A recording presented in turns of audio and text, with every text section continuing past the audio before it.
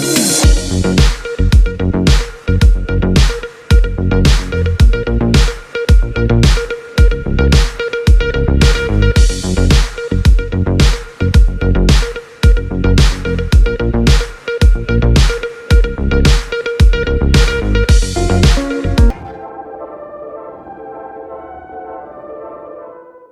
président a abrogé le décret convoquant le corps électoral. Votre leader, Ali Moudia, était sur le terrain. On le voyait comme l'opposition en tête, comme l'opposant en tête, mais juste après la sortie de Ousmane Sonko et Bassirou Diomaye Faye, ça a un peu éclipsé votre leader. Qu'est-ce que vous en dites? Bon, je me dis que c'est justement la pensée ou bien le constat des journalistes ou bien des hommes de médias. Vu que Ousmane Sonko était en prison, ils disent qu'actuellement nous avons Ali Mamadou Dia sur le terrain comme leader, par exemple.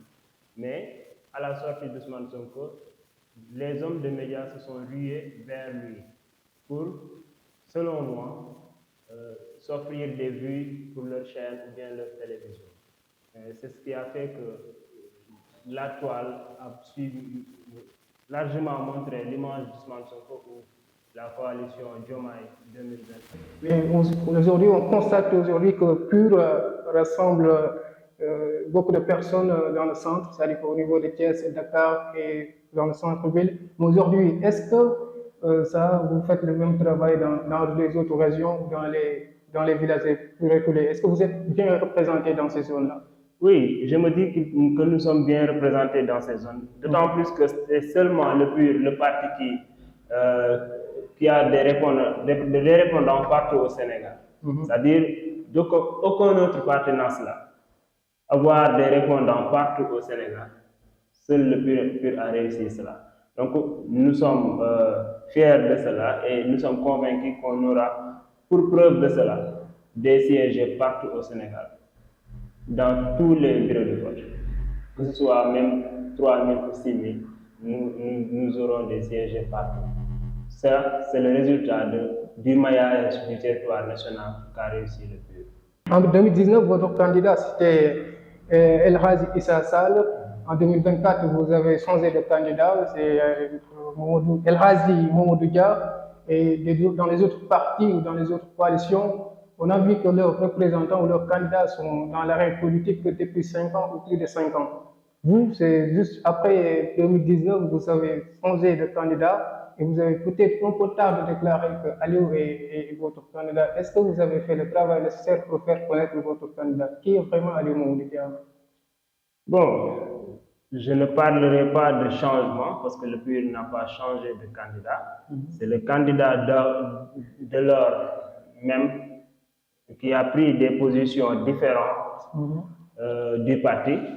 Alors ce qui lui a valu peut-être une démission indirecte, je dirais une démission indirecte. Il a été renvoyé du parti, mais c'est lui le cause. C'est-à-dire il a pris des décisions que le parti n'était pas du tout consentant. Alors, mais ça a fait des quelle décision? Vous parlez de quelle décision? Par exemple, il est allé au dialogue national et le parti n'était pas favorable pour ce dialogue. C'est une décision grandiose. Ces décisions qu'il a prises, ou bien ces engagements qu'il a pris lors de ce dialogue, devraient concerner ou engager le PUR, alors que tel ne devrait pas être le cas, puisque le parti n'était pas consentant à cela. Alors, il s'est en allé. Et ça a fait des années même. Maintenant, à l'arrivée de ces élections de 2024, nous avons choisi un autre candidat. Donc, ce candidat s'appelle Ali Mamadou Dia, comme tout le monde le sache. Et je me dis qu'il a eu même plus de chance qu'Issa Sall. Issa Sall, on l'avait choisi lors des élections. Il était tête de liste en 2017. Il n'avait que 1 mois avant les élections. Et Ali Mamadou Dia, lui, il a eu 3 mois. Alors, le PUR n'a pas eu de problème pour faire connaître Ali Mamadou Dia. Et il a réussi cela. Partout où vous allez, tout le monde maintenant sait qui est Ali Mamadou Dia. Seulement qu'il accepte cela ou non, mais tout le monde sait qui est Ali Mamadou Dia. Exactement. Alors, les élections, c'est dimanche prochain. Est-ce que vous êtes optimiste? Oui, Vous à êtes 100%, optimiste. nous sommes bien optimistes. Nous sommes convaincus même que nous allons remporter ces élections. Euh, Car nous avons battu campagne ardemment, Mhm. jour et nuit. Peut-être les images peuvent prouver cela. Jour et nuit, partout au Sénégal, même dans les communes, ils drainaient des foules immenses pour battre campagne, même sans, avec ou sans le candidat. Les leaders, Oui. oui, exactement. Mhm. alors mbokk yi yéen ñi ñuy seetaan si Kayar 24 info di leen fàttali ni yéen a ngi suivre seen édition spéciale bu ñu jagleel élection présidentielle tey nag ñuy dalal nga xam ne moom mooy Modou Gueye bu parti PUR di chargé des élections fii si Kayar Modou ñu ngi lay nuyu. ñu ngi lay fay. dimanche bii di ñëw moom mooy élection présidentielle yi ban bilan nga ñu mën a defal la. Bon li ñu mën a wax mooy PUR moom pare nañu ci élection pare nañu ci campagne bi jàpp nañu ne élection yi bu doon suba sax mun nañ ci dem d'autant plus que ñun bi ñuy campagne moom kenn campagne yu woon. ñu gis ni bu président Macky Sall abrogé lii di collège électoral bi ñu tuxal élection bi dañoo gis seen kii di seen leader di Aliou Mamadou Dia moom dañ ko faraloon di gis sur le terrain boobu ku si mel ni Ousmane Sonko ak Bassirou Diomaye boobu ñu ngi woon prison waaye candidat bu ñu gisoon ne gënoon a gis ñu fës di wane ne àndul ak décision bu président jël mooy Aliou Mamadou Dia ba ñu dugg ci biir élection bi gis nañu ko mais bu xam ne nag kii di Ousmane Sonko ak Bassirou Diomaye Faye génn dafa xaw a wàññi tuuti seen doole wala ñu leen doon gisee loolu lan moo ko waral.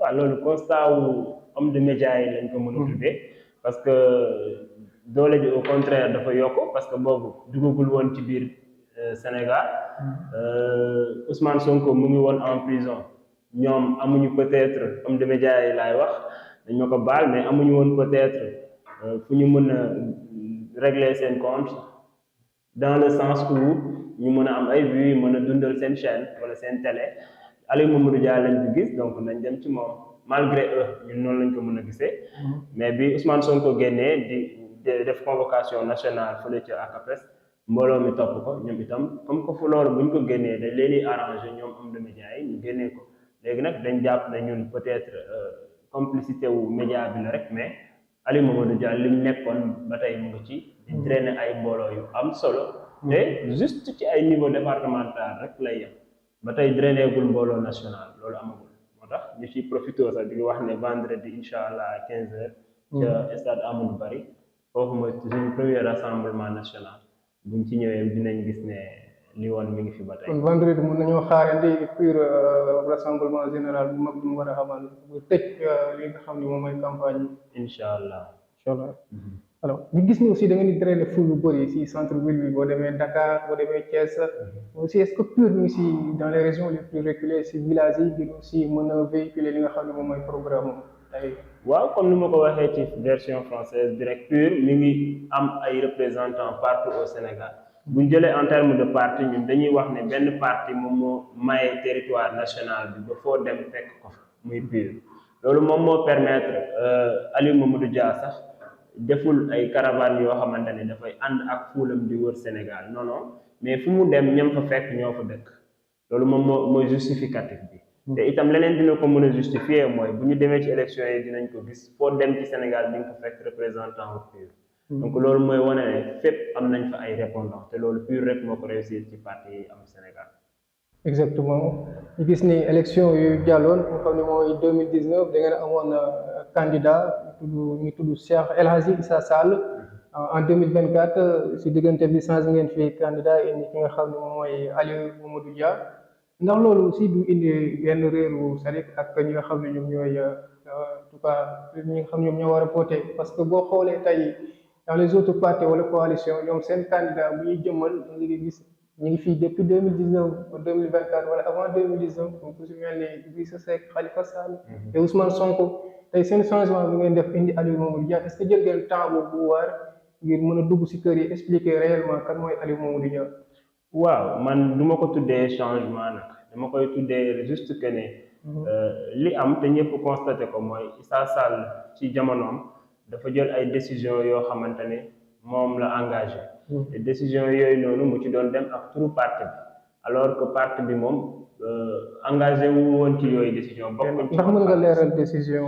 bon liñ ci mën a tudd mooy dem bu mu dem ci dialogue national bi amoon ci jamono boobu président convoqué woon ko te parti bi favorable woon pour dem dialogue moom mu dem dialogue yóbbu turu parti bi donc lu mu fa jël comme engagement nara delluwaat ci lu engagé parti bi te loolu bëgguñu ko woon moo tax ci noonu daal la sababee ba génnam am ci biir parti bi léegi nag Aliou Mamadou Dia ñëw mais nit ñi dañuy fàtte Issa Sall ci 1 mois lañ ko jaay ci élection législative mu diriger suñu tête de liste sénégalais yi xam ko donc appareil pur boobu dafa gën a mature dafa gën a am doole depuis 2017 ak léegi donc Aliou Mamadou Dia ñëw ëpp ko chance sax moom am 3 mois avant élection nit ñi war ko xam li ñu doon wax mooy xamuñu ko mais finalement xam nañ ko mais dañ ciy téye seen lam complicité boobu nag mënuñ comprendre lan la mais ñun nous sommes sûrs et certains que ne suñu objectif wala suñu cible population bi la te jàpp nañ ni Sénégal ba mu daj ndax kenn ku ci nekk sa commune nga xam mais directive bi benn la te ni nga ko assuré ci sa commune noonu ngay jàppee ne ñeneen ñi assuré nañ ko ci seen ay commune donc ñun assuré nañu ci suñu commune que ne kër bu ne wala koñ bu ne wala néeg bu ne dugg nañ fa wax ak ña fa ne xamal leen kan mooy Aliou Mamadou Dia ak programme donc foofu mën nañ ci am xel mu dal. dimanche bi di ñëw moom mooy élection présidentielle ban message nga am boo xam te ni moom nga bëgg a lancer. waaw message bi ñuy lancer nag mooy ñun même bu ñuy def VAD mooy visite à domicile yi ci biir kër yi li ñuy jiital moom mooy nit ñi ñu dem voter ji parce que Sénégal dafa soxla changement boobu population bi ñoo ko mën a porter politiciens yi juste dañu nekk benn locomotive bu koy diriger mais population bi moo mën a décider ndax dafay changer ou pas léegi comme dafay changer nag il faut ñu dem voter ji massivement loolu mooy suñu première chose à dire léegi bu ñu demee voter ji massivement nag si biir vote boobu nag si la ñuy jéem a waxtaan ak nit ñi pour ñu choisir kan la ñuy fal ndax li fi doon am mooy di folli rek